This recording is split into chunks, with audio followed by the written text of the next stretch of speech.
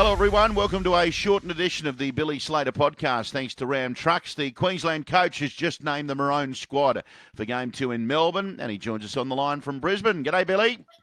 G'day, Levy. Yeah, just entered camp and still waiting for all the players to arrive, but exciting time of the preparation. Yeah, absolutely, mate. Couple of changes. Firstly, no Jermaine Hopgood and Selwyn Cobbo. Just run us through that decision, mate. Jermaine's picked up an injury to his back, and he's not quite right to play State of Origin. And likewise with Selwyn, he's physically got a few things. He's been playing with some injections. The Broncos got the bye, and I just felt it was best for him to have a bit of a rest. He's also got a few things in his game that he'd like to work on, and had a lengthy discussion with him about that yesterday. We're all on the same page there. So Kurt Capewell comes in and Felice Kafusi comes into those two bench spots. Looking forward to those two experienced Maroons players, getting another opportunity to play for Queensland. Well, that's the thing. They've been there and done it before, so that'll be handy, having Felice and Kurt Capewell into that 17. Yeah, and both have been playing really well for their clubs. Felice he did a great job in game one, coming in as 18th man and playing a role for the team. He was super preparation as well. And Kurt Capewell, before he injured calf about 6 weeks ago, he was in some great form. He's got great habits in his game, and every time for Queensland, he's done a really good job. He adds that versatility as well on the bench there, so he covers multiple positions. I'm sure everywhere you've been the last couple of weeks, Billy, people have been asking you, how's Reece Walsh? How's he tracking? Is he going to be okay for game number 2? Yeah, I can't say it any more bluntly than he's ready. He's okay. He's just had a 3-week preparation leading into this second game, and he's been really professional. First and foremost, he's got over the concussion he sustained. He's done a training at the Broncos, and he's excited about coming back and getting his prep on, because he had a great preparation leading into game 1, and I'm looking forward to being a part of helping that preparation on for game 2. Well, we get to see a bit more of him than the 7 minutes that we saw in game number 1. As a bloke who's played the position, you must get a real kick out of working with one of the most exciting players in the NRL at the moment. Yeah, I do. And I do, because he's got to want to be as good as he possibly can. And that's not in every player, especially when you've got the talent that a guy like Reece has, and you mix that talent with that real want and desire and hard work to get there. It's a great formula, and he's a pleasure to work with. He's got a lot of respect. He's a real team-orientated player, although he's got some real shiny, bright stuff in his game. He's willing to do the hard work for the team as well. So, looking forward to helping him get that preparation on and be in the best possible form that he can be for Queensland. Looking at the extended squad, you're obviously a fan of Phelan Lukey and Trent Liero, who have been added to that extended squad, and then Dane Gagai, who I'm sure you played a little bit of footy alongside. He's back into the extended squad as well.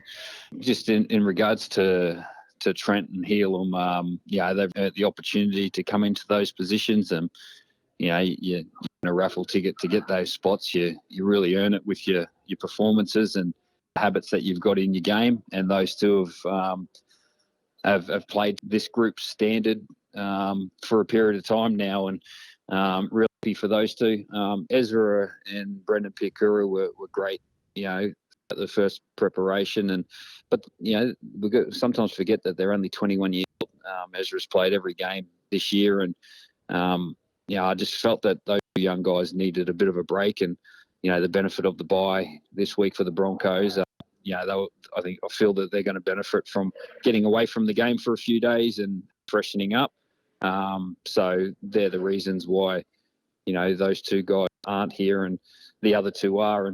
And just on Dane Gagai, like that's, it's not easy to come into 18th man, because you're in the team, but you're not in the team. And, for someone that's done so much for this footy team in this state, for him to take it the way he did, he's a true Queenslander. They don't get more Queensland than Dane Gagai, and I look forward to the day that call is that you're in the team Dane again, and then you get to play for Queensland again, and I really see that in the future. And I'm really happy that he's involved in our team.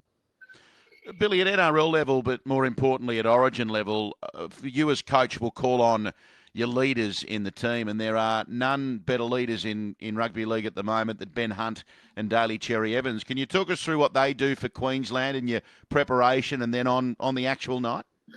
Yeah, they're fantastic. And the other thing is they're great mates. You very rarely see them away from each other. The old fellas are always down at the cafe having a coffee together.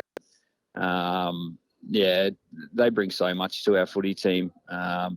They perform consistently in their positions, and then they just set such a great standard, for the rest of the guys. So, as they say, it always starts at the top, and those two guys are certainly leading, the standards and what this footy team's about. You'll get a chance to have a look at the MCG with the Queensland players. Is it difficult finding your bearings on a big oval-shaped coliseum like the MCG, Bill? Yeah, I'd say different rather than difficult. It's just a different environment. It's still a field. So, there's going to be some different elements that we'll have to be conscious of, whether it be the conditions or whether it be, the bearings around with the stadium. We'll get an opportunity to have a little run on the MCG on Tuesday evening, and kickers will have a kick and the catchers will have a catch. And outside of that, we'll get on with our preparation and work out and focus on what's important in terms of our actions inside that rectangular sort of that we're going to be playing on. Just on the MCG, you're a Melburnian these days, Bill, obviously a Queenslander as well. You played at the MCG, if memory serves me correct. What an experience that's going to be for the two teams to run out in front of 100,000 people in 10 days' time? Yeah, and there's things that you remember from your playing days, and the one thing that I remember is running out onto the MCG. 100,000 people. It's a real Coliseum feel. It's very different to Suncorp Stadium or anything else, and that's got its own unique sort of vibe. But to run out in front of 100,000 people at a real iconic venue, that's going to be pretty unique for 34 players, and they'll get that opportunity Wednesday week, and that's something to look forward to. Two more before you go. Have you had a look at the New South Wales Blues squad? I suppose all the talk there is the return of Latrell Mitchell. Have you had a look at the Blues?